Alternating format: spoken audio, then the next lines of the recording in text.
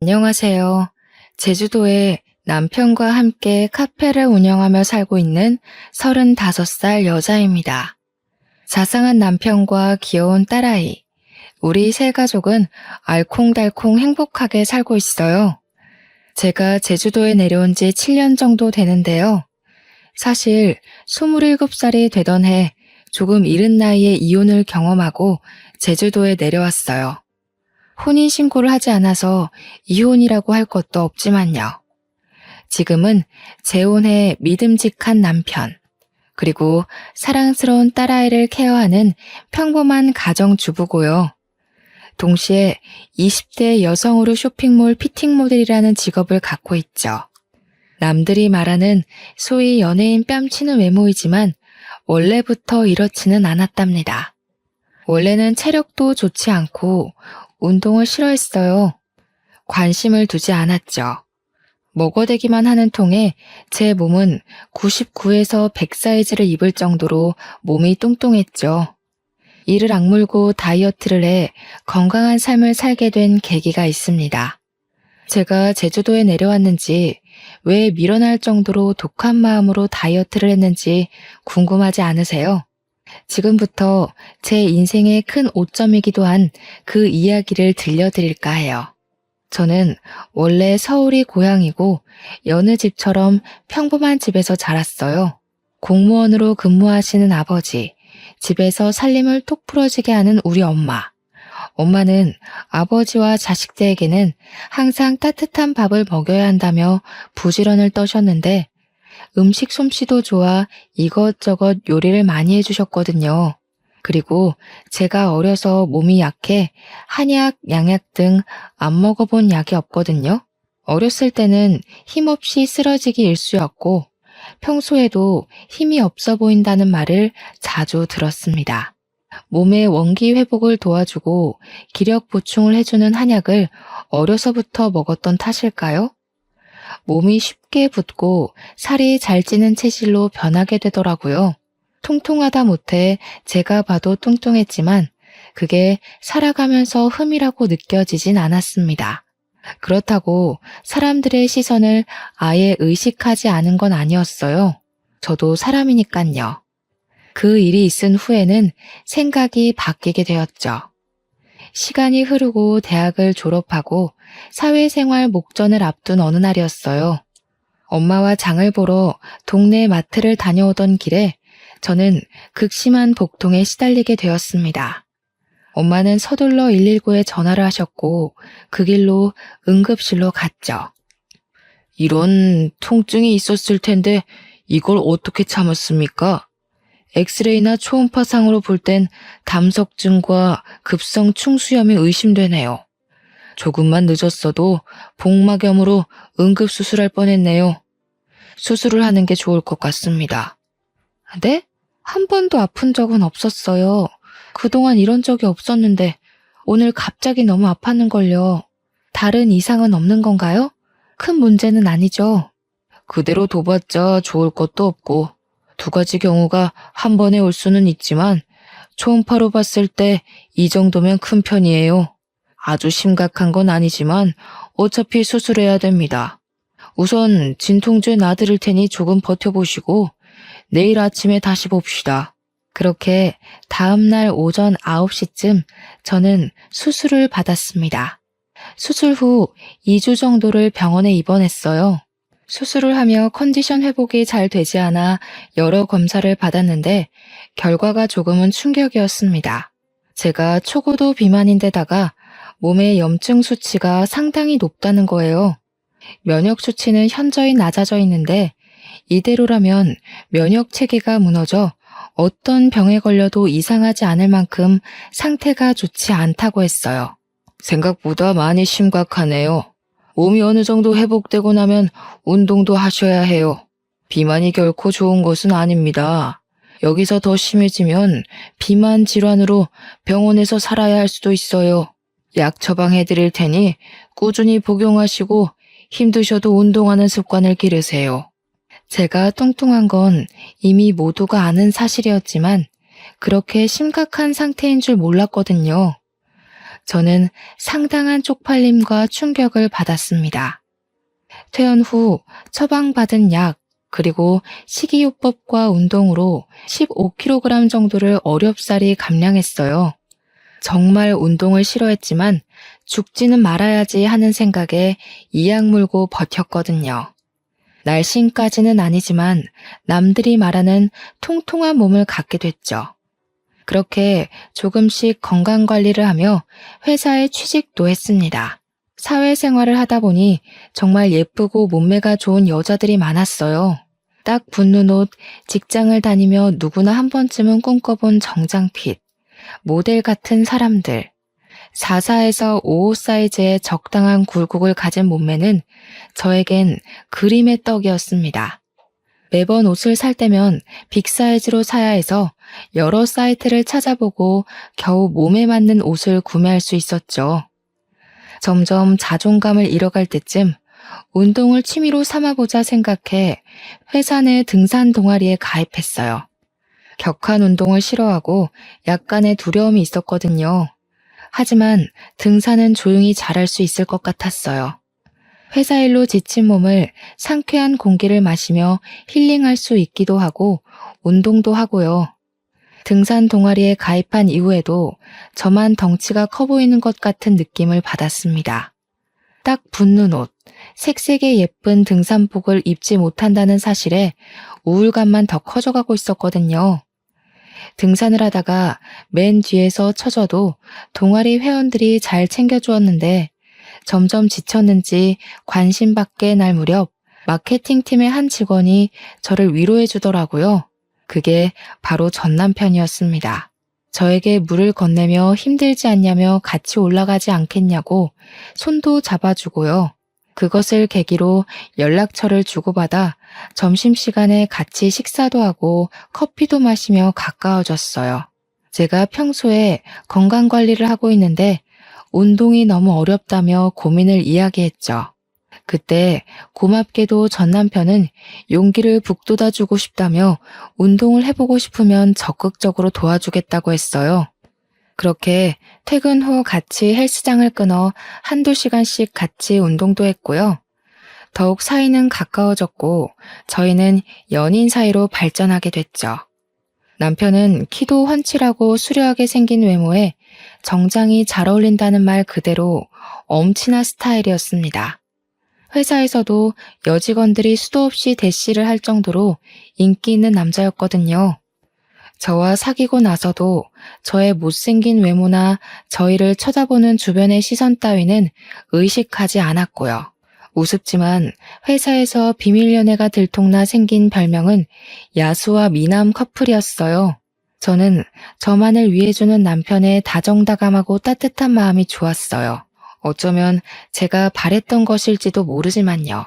위로가 많이 됐던 것 같아요. 그렇게 1년 정도의 연애 기간 후 저희는 결혼을 하게 됐습니다. 시아버지는 몇 년 전에 돌아가셔서 시어머니 혼자 살고 계셨는데 저를 탐탁지 않아 하셨어요. 정확히는 제 외모가 마음에 들지 않으셨던 거죠. 너 그 몸으로 아이나 제대로 낳을 수 있겠니? 다이어트를 좀 해야 되지 않겠어? 그래야 나중에 조금이라도 도움이 되지 않겠냐고. 엄마, 면전에 대고 그게 무슨 말이에요. 뚱뚱하면 애도 못 가져? 열심히 운동하고 우리끼리 알아서 할 테니 신경 끄세요. 그렇게 말하는 것도 스트레스야. 스트레스 받으면 더 힘들잖아. 그러니 그만해요. 남편이 그런 게 뭐가 중요하냐며 우리끼리 알아서 하겠다고 중간에서 채비를 해주었어요. 서로 난감한 상황이었지만 남편 덕분에 무사히 모면할 수 있었죠. 결혼식을 올린 뒤 회사 근처 오피스텔에 살았는데요. 어느 정도 돈을 모아 대출을 껴 작은 평수의 아파트를 마련하게 됐습니다. 제 친구들과 남편의 직장 동료들을 불러 집들이를 하기로 했죠. 맛있는 음식을 먹으며 분위기가 무르익다 보니 술이 모자랐어요. 저는 잠시 집 앞 마트에 다녀온다고 하고 옷가지를 챙겨 나갔죠. 지갑을 두고 와 다시 집으로 올라갔는데 현관 앞에서 그대로 멈출 수밖에 없었어요. 술이 조금 들어간 상태고 늦은 시간이어서 제 친구들은 먼저 집으로 갔고요. 남아있는 남편 친구들이 대화를 하는데 화가 나기보다는 비참한 기분이 들었거든요. 야, 도영아, 이제 좀 솔직해져봐. 재수씨도 없고 우리끼리 있는데 너 마음에도 없는 결혼하고 지금 이 생활 만족하냐? 솔직히 재수씨 착한 거 빼면 볼 거 없잖아. 뭘 보고 결혼했어? 맞아. 너 지은이한테 거하게 차이고 나서 복수하고 싶어서 결혼한 거 모를 줄 알아? 그리고 솔직히 지금 애도 없는데 마음도 없으면 온전하겠냐고. 요즘에 이혼이 흠도 아니고 할 수 있을 때 하는 게 좋다고 본다 나는. 야, 너희들은 무슨 말을 그렇게 하냐? 그래도 미정이 심성이 착하고 고운 애야. 외모가 뭐가 중요해? 잘 살면 그만인데. 그리고 여기서 지은이 얘기가 왜 나오냐? 조심 좀 해. 말 나온 김에 조금 더 솔직해져 봐. 너 솔직히 지은이 아직도 못 잊고 있잖아. 아직도 연락하고 지내는 거 다 알아. 준규가 그러더라 임마. 결혼한 놈이 전 여자친구한테 미련 남아서 연락하는데 보기 좀 그렇다고. 그래, 그건 애들 말이 맞아. 결혼한 놈이 다른 여자랑 연락하는 게 말이 돼? 더군다나 그 여자가 전 여친이면 더더욱 안 되지. 너 재수 씨한테 미안해서라도 그러면 안 되는 거야. 정리를 하긴 해야지. 지은이를 정리하던 재수 씨를 정리하던 그건 너의 몫이니까. 저는 남편과 친구들이 하는 이야기를 듣고 당장이라도 소리를 치고 싶었습니다. 하지만 제 꼴이 우스워 보일까 눈물이 나오려던 걸 꾹 참았죠. 아무런 내색도 하지 않으며 지갑을 두고 왔다며 황급히 자리를 빠져나왔죠. 집에서 조금 떨어진 공원에 앉아 펑펑 울다 겨우 마음을 진정시켰고요. 저 지금까지 살아오면서 제가 뚱뚱한 건 알았지만 그것 때문에 상처받은 일은 없었거든요. 하지만 이번에는 정말 비참하고 제 자신이 초라하게 느껴지더라고요. 아무렇지 않은 척하느라 힘들었지만 어쨌든 술을 사들고 다시 집으로 들어갔답니다. 며칠 뒤 집들이가 끝나고 아직도 전 여자친구를 못 잊고 있나 하는 생각에 저는 하루라도 편히 잠을 잔 날이 없었어요. 이 사람이 결혼을 정말 후회하고 있나 하는 생각에 걱정도 되고 불안했거든요. 꿈을 꾸면서도 전 여자친구를 생각하는 것 아닌가 싶었고 이대로는 안 되겠다 싶었어요. 그래서 저는 남편이 잠든 틈을 타 휴대폰을 확인하게 되었죠. 평소 휴대폰을 잠그지 않아 휴대폰을 살펴보는 게 어렵지는 않았습니다. 전화 기록과 메시지를 살펴보는데 전 여자친구와 주고받은 연락이 그대로 있는 게 아니겠어요? 지은아, 내가 다 잘못했어. 한 번만 만나서 다 이야기할게. 내가 너한테 복수하고 싶다는 생각에 홧김에 한 결혼이라는 거 알잖아. 정말 사과하고 싶어. 나랑 만나서 이야기 좀 하자. 5분만이라도 시간 내줘. 난 너밖에 없어. 너 지금 그 결혼 생활 만족해? 내가 그렇게 하면 돌아갈 줄 알았니? 웃기는 소리 하고 있어. 지금 나 불륜녀 만들려고 작정했니? 이거 완전 미친놈 아냐. 그 어떤 말을 해도 나는 너밖에 없어. 내 마음 알잖아. 너 아직도 많이 사랑해. 결혼도 후회하고. 정말 미안해. 내 마음을 다시 받아줄 수 없겠니? 대충 이런 내용이었습니다. 정말 기가 막히지 않나요? 외간 여자가 가정이 있는 남자와 저런 내용의 연락을 주고받았다는 것도 웃기지만 더 웃긴 건 남편이 저런 말을 듣고도 아무런 대꾸를 하지 않았다는 거예요. 저는 주고받은 대화 내용을 모조리 캡처해 제 휴대폰으로 전송했어요. 조금이라도 증거를 모아두어야 했죠. 이혼하고 싶은 생각은 없었지만 그게 최선이라 생각했어요. 물론 남편의 휴대폰에서는 저에게 보낸 흔적을 지웠고요. 혹시나 해서 사진첩도 봤는데 아니나 다를까 그 여자와의 흔적이 남아 있었습니다. 심지어 그 여자의 번호는 내 짝꿍 하트로 저장되어 있는 게 아니겠어요? 저는 휴대폰을 보면 볼수록 남편에 대한 실망감이 커져갔지만 우선 아무렇지 않은 척 하기로 했어요. 정말 피가 거꾸로 솟는 느낌이었습니다. 온몸에 힘이 빠졌어요. 그날 휴대폰을 통해 알아낸 그 여자 번호로 연락을 했습니다. 만나서 이야기 좀 하자고. 다음날 연차를 내고 그 여자를 만나러 집 근처 카페로 향했죠. 카페에 먼저 도착해 언제쯤 오나 생각하던 찰나에 누군가 들어오는 소리에 시선을 돌렸습니다. 그 여자가 제 앞으로 당당하게 걸어오더니 다리를 꼬며 앉았어요. 안녕하세요. 생각보다 더 평범해서 놀랬네요. 이렇게 갑자기 만나자고 하는 걸 보니 우리 만나는 거 도영이는 알아요? 아, 그 전에 빈 껍데기 남편이랑 사는 거 만족해요? 네? 빈 껍데기요? 말 함부로 하지 말아요. 과거가 어찌됐든 지금은 법적인 내 남편이에요. 무슨 권리로 그런 말을 하는 거예요? 의외로 성깔 있으시네.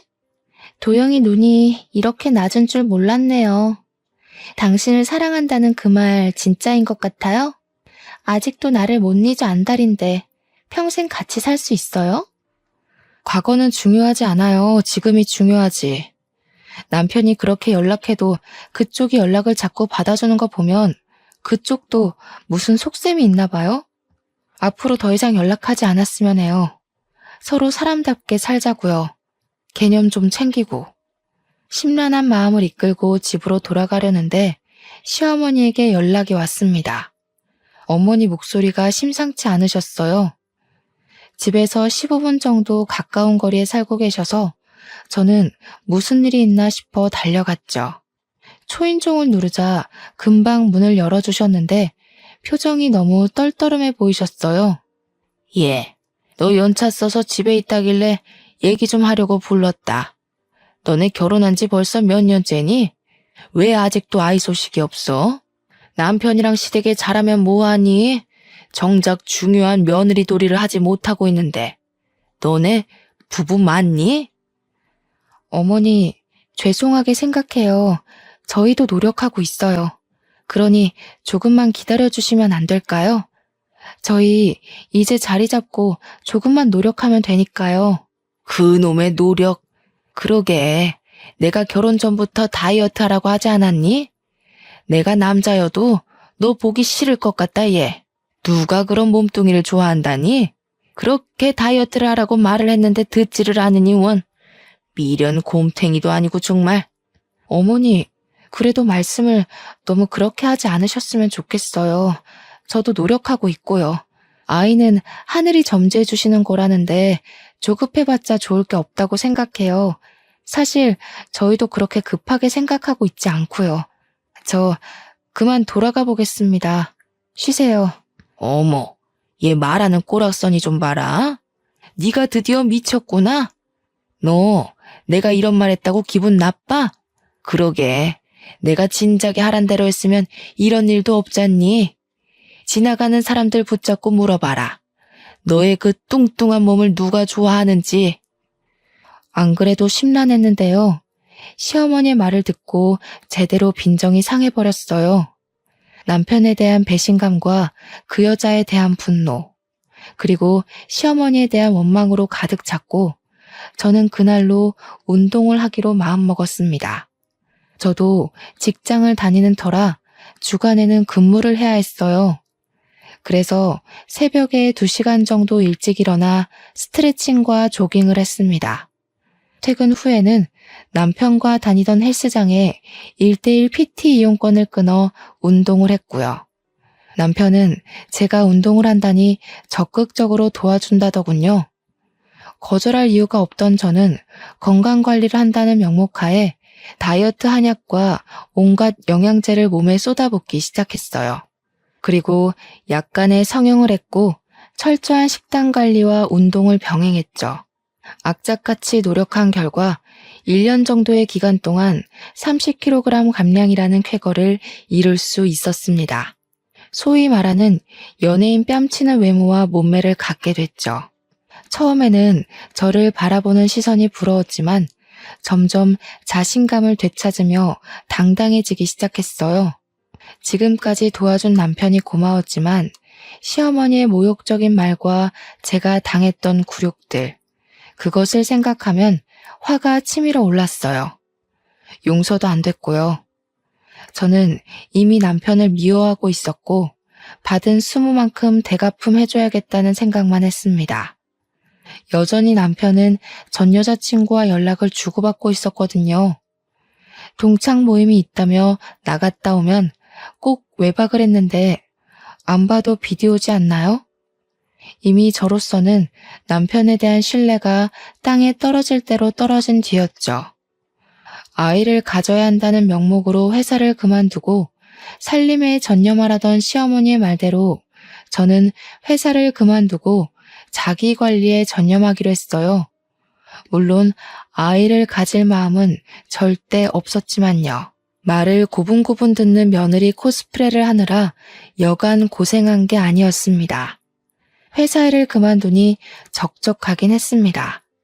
그러던 저에게 어느 날 새로운 제안이 왔어요. 병원에 다녀오던 길이었는데 쇼핑몰 피팅 모델 일을 해보지 않겠느냐며 길거리에서 캐스팅을 당한 겁니다. 저는 한 번도 해보지 못한 분야의 일이었고 내가 과연 잘할 수 있을까 하는 의구심이 들었죠. 무모한 도전이다 생각하며 눈을 질끈 감고 우여곡절 끝에 첫 촬영을 마쳤어요. 반응은 폭발적이었고 저는 인터넷으로도 조금씩 유명세를 치르기 시작했고요. 제 덕분에 매출이 올랐다며 쇼핑몰 사장님이 돈을 더 챙겨주시기도 하셨어요. 얼굴이 이뻐진 탓에 사장님이 화장품 모델로 한번 해보라길래 딱 한 번 온라인 화장품 모델을 나갔거든요. 그런데 반응이 좋아서 화장품 모델까지 고정적으로 일하게 됐습니다. 처음에는 그저 이 상황이 얼떨떨하기만 했어요. 길을 지나가면 알아보는 사람도 생기고 자신감이 하늘로 솟구치고 있었죠. 덕분에 돈도 직장인 월급의 2~3배는 많이 벌 수 있었고 마음의 여유도 생겼습니다. 유명한 잡지사에 떠오르는 모델계의 샛별이라는 주제로 인터뷰하기도 했고요. 제 과거 사진을 공개하며 다이어트 비결, 운동 비결 등을 숨김없이 오픈했는데 오히려 반응이 더 좋아서 쇼핑몰 매출이 급상승했다고 인센티브까지 넉넉하게 받았습니다. 그런 저의 모습을 남편과 시어머니는 대단하다며 칭찬을 해주었어요. 시어머니는 이제야 제가 정신을 좀 차리는 것 같다며 아이를 가지라고 여전한 모습이셨지만요. 친구들과 부모님은 제가 예뻐진 것보다 당당해지고 자신감이 생긴 것에 대해 축하를 해주셨습니다. 하지만 저는 남편에게 복수할 날만 기다리고 있었죠. 예, 이제 좀 말이 통하는구나. 그렇게 말할 때는 듣지도 않더니 네가 무슨 바람이 불어서 오래간만에 며느리 노릇을 좀 하는구나. 곧 좋은 소식도 들려주겠지? 기대하고 있으마. 에이, 엄마는 또 잘 나가시다 왜 그러실까? 아이 문제는 우리가 알아서 할 테니 엄마는 그저 지켜보기만 하시라니까는. 우리 걱정 말고 엄마 끼니나 잘 챙겨 드시고 그러세요. 엄마 그거 오지랖이다? 이놈 새끼가 엄마한테 말버릇이 그게 뭐야? 시애미가 돼가지고 그 정도 말도 못하고 산다냐? 알아서 잘 하겠다마는 그래도 어른이 노파심으로 얘기를 하는데. 아무튼 좋은 소식 기다리고 있으마. 사실 이제 와서 말씀드리지만 그때 남편과 저는 혼인신고를 하지 않은 상태였거든요. 왜냐하면 집을 구매해서 세금 문제로 1년 정도만 더 있다가 혼인신고를 하자 합의를 했어요. 물론 양가 부모님에게는 비밀로 했고요. 혼인신고를 안 했다고 하면 그게 말이 되냐며 노발대발 하셨을 옛날 분들이셨거든요. 저는 이제는 때가 된 것 같아 결심을 했습니다. 남편에게 그동안의 모든 일을 적어놓은 편지 한 통만을 남긴 채 짐을 싸서 친정으로 왔어요. 남편은 출장을 간 상태였고 전 그 사이에 모든 것을 정리하기로 결정했죠. 그동안의 일을 모두 부모님께 말씀드렸더니 부모님은 화를 내시기는커녕 한숨을 푹 쉬셨습니다. 솔직히 화를 내실 줄 알고 조금 긴장했었거든요. 오히려 부모님은 제 결정이 그렇다면 믿어주겠다고 응원을 해주시는 게 아니겠어요? 저는 부모님께 죄를 짓는 것 같고 불효를 저지른 것 같아 가슴이 찢어지는 것 같았어요. 그러기도 잠시 남편이 출장 갔다 돌아왔는지 전화에 불이 나기 시작했습니다. 남편의 시어머니까지 전화기를 꺼둔 탓에 부모님 휴대전화에도 불이 나기 시작했죠. 연락이 닿질 않자 친정에 찾아온 남편은 한 번만 만나달라며 애원하기 시작했어요. 친정 부모님께도 혹시라도 찾아오면 절대로 문 열어주지 말라고 채비해 놓았고요. 미정아, 이러지 말고 만나서 얼굴 보고 이야기하자 제발. 갑자기 이러는 이유가 뭔지 모르겠어. 나 지은이랑 아무 사이도 아니란 말이야. 네가 오해하고 있는 것 같은데 내가 전부 다 설명할게. 제발 한 번만 만나줘. 며칠을 문전박대하며 만나주지 않았어요. 지치는 법도 모르는지 하루도 안 빼놓고 친정집에 오길래 이 짓도 못할 짓이다 싶고 부모님이 괜히 피해보시는 것 같아 집 앞 호프집에서 만나자고 했죠. 맨정신에는 제대로 상대할 수 없을 것 같아 단숨에 맥주 한 잔을 들이켰죠. 아니나 다를까 저를 본 남편은 불쌍한 척을 하며 되지도 않는 변명을 늘어놓더군요. 가만히 듣자 하니 정말 가증스럽고 역겨웠어요. 미정아, 너도 알잖아. 내가 널 얼마나 사랑하는지. 전 여자친구 때문에 널 만나서 결혼한 게 아니야. 물론 너를 처음 만날 땐 보여주고 싶은 마음은 있었어. 하지만 결혼은 정말 온전히 네가 좋아서 한 거야. 제발 날 믿어줘. 어떻게 하면 마음을 돌릴래? 뭐? 사랑? 웃기는 소리 하고 있네. 내가 무슨 마음으로 독하게 다이어트 했는지 알아? 이게 다 당신이랑 어머니 때문이라고. 아직도 모르겠어? 날 그렇게 무시하고 짓밟을 때는 언제고 이제 와서 사랑 타령이야? 그게 무슨 말이야? 사랑 타령? 그리고 왜 갑자기 여기서 엄마 이야기가 나와? 알아듣게 좀 이야기해. 엄마가 너한테 무슨 짓을 하기라도 했어? 왜 가만히 있는 우리 엄마까지 들먹여? 엄마가 애 낳으라고 한 것 때문에 그래? 어른이 그 정도 말은 하실 수도 있는 거지.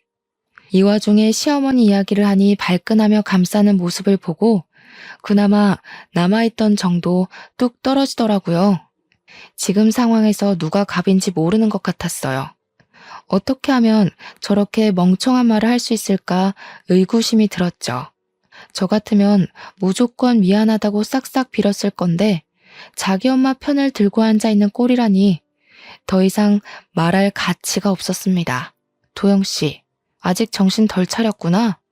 나랑 결혼 생활하면서 그 여자한테 찝쩍거린 건 뭔데? 지금까지 연락 주고받는 거 내가 모를 줄 알았어? 내가 바보니? 너 집들이 하던 날 친구들이 하는 소리 듣고 가만히 있더라? 내가 그때 얼마나 비참했는지 알아? 네가 알기나 하냐고. 아니 그게 아니라 미정아, 내가 이렇게 빌게. 나 한 번만 봐주라. 솔직히 결혼 전엔 네가 못생겨서 정이 안 생겼어. 그건 인정해.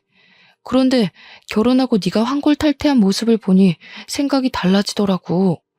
이건 어쩔 수 없는 남자의 본능이야. 그러니 이해해 줄 수 없겠어? 본능?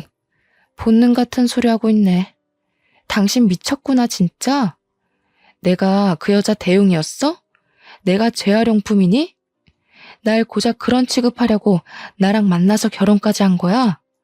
그래, 이제 이뻐지니까 나한테 조금 미련이 생겼나 보지? 그러게, 처음부터 엄마가 살 빼라고 했으면 내가 지은이한테 연락할 일은 없지 않았겠어? 이건 너도 잘못이 있는 거야. 그러니 우리 서로 좋은 게 좋은 거라고 다시 예전으로 돌아가자, 어? 나랑 살면서 그 여자한테 찝쩍댄 거? 이해한다 쳐. 그래, 1000번이고 10,000번이고 이해해줄게. 너 차여서 나한테 들러붙은 거라며? 그럼 이해하기가 조금 쉽겠네. 어차피 아무 사이도 아니니 나한테 거하게 차였다고 생각해. 다른 여자 구해서 그 여자한테 정이라도 붙여보던가. 정말 얼토당토 않는 말이지 않나요? 어쩜 그렇게 아무렇지 않게 뻔뻔한 말을 내뱉을 수가 있는지 의문이었습니다. 머리를 열어 속을 들여다보고 싶었어요. 저는 제가 고작 그딴 취급을 받았다는 사실에 화가 머리 끝까지 났죠. 제 앞에 있던 맥주잔을 들어서 남편 얼굴에 확 부어버리고 소리치고 나왔어요. 너 따위 때문에 뺀 내 살들이 아까워. 그럼 이제라도 그 잘난 전 여자친구 만나서 결혼 생활 시작하면 되겠네. 너랑 나랑 무슨 사이라도 돼? 우리 어차피 혼인신고도 안 했으니 네 마음대로 해. 이후로도 전 남편은 전화, 문자, 심지어 인터넷으로도 미친 듯이 연락을 하기 시작했습니다. 제가 전부 무반응으로 대처하니까 이번에는 시어머니가 연락을 해오더군요. 얼굴 보며 만나서 이야기하자는 말에 드러나 보려고 시댁 근처 카페로 갔죠. 카페에 들어가기 전 앉아있는 시어머니를 가만히 쳐다봤어요.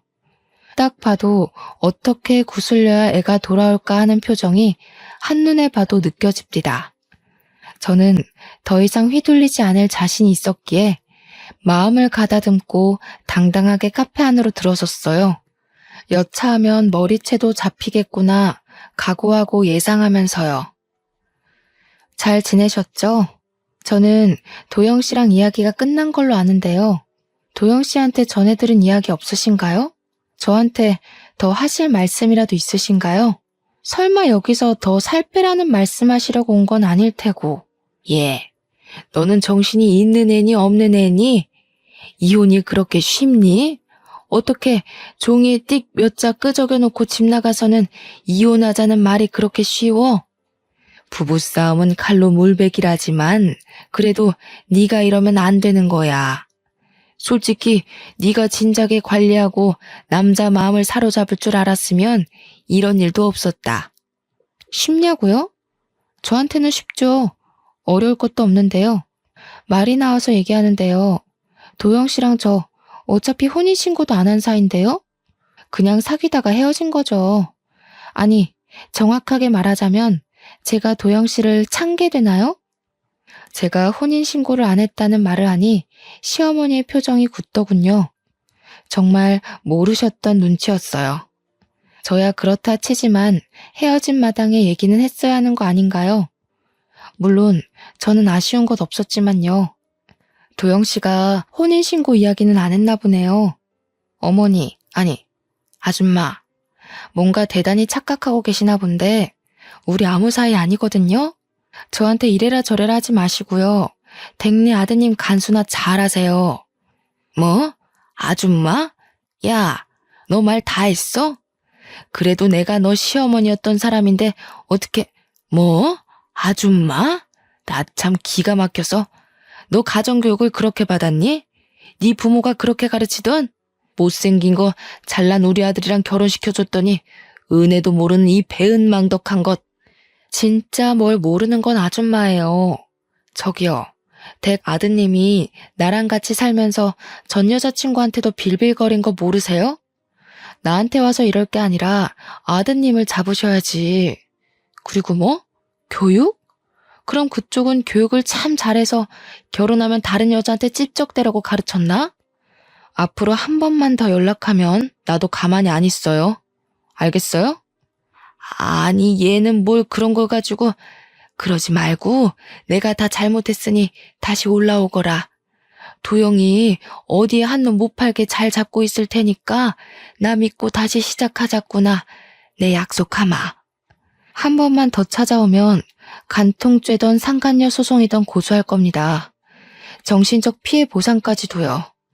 혼인신고만 안 했지. 주변 사람들은 이미 결혼식 왔다 갔고 집들이도 했고 집도 같이 샀고 그 사람들이 다 증인이에요. 어디 한번 물어볼까요? 버젓이 아내가 살아있는데 전 여자친구 못 잊어서 만나러 다니는 불륜남 어떻게 처리할지? 아니 미정아, 무슨 말을 그렇게 하니? 그러지 말고 내 이야기 좀 들어보렴. 내가 조금 전에는 흥분해서 막말을 했어. 실수했다가 서로 살아가면서 실수를 한 번쯤 하길 마련이야. 서로 이해하며 넘어가 줄 수는 없겠니? 친척들 얼굴은 어떻게 보고 또 도영이가 망가져가는 꼴을 나더러 어떡하라는 소리니? 그건 아줌마가 알아서 하셔야죠. 그것까지 제가 신경 써야 될 이유가 있나요? 저한테 그렇게 살 빼라 애가져라 했던 분은 어디 가셨어요? 이제 주제 파악 좀 되셨으면 댁에 돌아가셔서 아드님 회초리를 치시던지 가둬놓고 패시던지 정신 좀 차리라고 해주실래요? 저는 더 이상 상대할 가치도 못 느꼈습니다. 그럴 힘도 없었고요. 잔뜩 소리를 치고는 연락하지 말라며 자리를 박차고 나왔어요. 너무 연락을 해대는 통에 저는 결국 휴대폰 번호를 싹 다 바꿔버렸죠. 친정집에 더는 찾아오지 못하도록 다른 지역으로 이사까지 갔고요. 정말 진절머리가 난다는 말이 이런 데서 나오나 봅니다. 다행히 그 뒤로 더는 찾아오지 않더라고요. 저는 서울에서의 생활을 정리하고 제주도로 터전을 옮겼어요.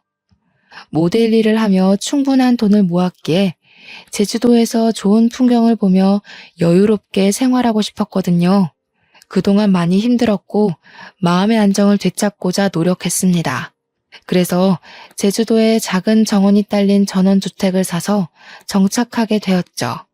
제주도에서 잠시 휴식기를 가지며 저를 위한 여행을 시작했어요. 여행이라고는 별다를 것 없이 혼자 영화를 보기도 하고요. 서점에 들러 책을 사 카페에서 커피 한 잔을 하며 독서를 즐기기도 했고요. 탁 트인 바다를 보며 그림을 그려본다든지 사진을 찍는다든지 제주도 이곳저곳을 돌아다녔죠. 그러다 여행을 하며 자주 들리던 카페 사장님과 친분이 생겼습니다. 제가 은근 고지식해서 한 가지 메뉴에 꽂히면 그 메뉴를 파는 가게에서만 사 먹는 버릇이 있거든요. 그날도 어김없이 늘 먹던 메뉴를 주문하려고 했습니다. 늘 혼자 오시면서 같은 메뉴만 주문하시던데 이번에는 제가 추천 좀 드려볼까요? 저는 제가 먹던 것만 먹어서 어떤 게 좋은지 모르겠네요. 감사하지만 추천해 주실 만한 메뉴가 있나요? 무가당 주스만 드시길래 이번에는 달달한 커피 한번 추천해드리고 싶은데요. 따뜻한 바닐라 크림 라떼 어떠세요? 제가 제일 추천드리는 메뉴예요. 그 일을 계기로 카페에 자주 방문하며 사장님과 많은 이야기를 하게 됐습니다. 나이는 저보다 5살 많았고 원래 제주도가 고향인 사람이었습니다. 대화를 하다 보니 이야기를 경청해 주시는 모습이 마음이 참 따뜻한 사람인 걸 느꼈어요. 저에게 제주 생활을 하며 불편한 것이 있으면 얼마든지 터놓고 이야기하라고 해주셨고 실제로도 많이 챙겨주셨죠. 카페에 자주 방문하며 사장님과 많은 이야기를 나누게 되었는데요. 알고 보니 사장님은 저와 비슷한 아픔을 가지고 있더라고요. 그래서 그런지 저에게는 사장님이 더욱 공감과 위로가 되는 존재로 다가왔습니다. 저는 제주도에서 생활하며 여전히 모델 일을 꾸준히 하고 있었는데요. 어느 날 한 해외 잡지사에서 저를 인터뷰하고 싶다며 제의가 들어온 게 아니겠어요? 남들도 다 알만한 유명한 대형 잡지사라 저는 잔뜩 긴장한 채 인터뷰에 응했고요. 원래부터 모델 일을 했던 게 아니고 전문적으로 배워본 적도 없는 터라 많이 긴장했죠. 그런 저를 가족들과 카페 사장님은 응원을 해주셨어요. 그 잡지사에서는 제가 모델 일을 하게 된 이유에 대해 인터뷰를 했습니다. 지난번과 같이 제 과거 사진과 함께 있는 그대로를 보여드렸어요. 처음부터 원해서 갖게 된 직업은 아니지만 지금의 저를 있게 한 건 과거라고 하면서요. 결국 그 인터뷰가 계기가 되어 저는 이탈리아에서 열리는 패션쇼에 초대받게 됐습니다. 명품 브랜드는 아니지만 의류 화보도 찍게 되었고요. 제주도와 서울, 외국으로 가며 정말 바쁘게 2년 정도를 보냈죠. 힘이 들고 지칠 땐 언제나 뒤에 카페 사장님이 계셨습니다. 그렇게 저희는 마음이 통해 연인 사이로 발전하게 됐고요. 그런데 뜬금없이 잊고 지냈던 사람이 저를 찾아왔습니다. 저의 소식을 접한 전 남편은 콩고물이라도 주워 먹고 싶었는지 제주도로 저를 찾아왔습니다. 바뀐 번호를 어떻게 알았는지 전 시어머니 연락도 오고요. 여긴 웬일이야? 무슨 염치로 당신 여기로 오는 거야? 정말 나를 생각한다면 더 이상 찾아오지 말아야지. 내가 유명해지니까 탐이 나디? 미안하지만 더 이상 당신과 엮이고 싶지 않으니 그만 가줘. 나도 이렇게까지 하는 거 정말 싫어. 하지만 어쩌겠어. 이미 내 마음은 너한테 있는걸. 그러지 말고 우리 다시 잘해보자. 어머니도 그걸 바라시고. 같이 서울로 가서 예전처럼 행복하게 잘 살자, 미정아. 결국 아쉬워서 온 거겠지. 내가 예뻐지고 돈 많이 벌고 유명해지니까 그제야 며느리 취급하고 싶으시다던? 너는 또 뭔데? 난 더 이상 너희들 상대할 가치를 못 느끼겠으니까 험한 꼴 당하고 싶지 않으면 당장 꺼져. 뭐? 험한 꼴? 너희들? 너 정말 이렇게 나올래? 너 그 카페 사장이랑 무슨 사이야? 너 나 몰래 남자도 만났어? 이거 안 되겠네. 오냐오냐 해줬더니 아주 끝까지 기어오르네. 너야말로 험한 꼴 당하고 싶어? 좋은 말 할 때 순순히 내 말대로 해.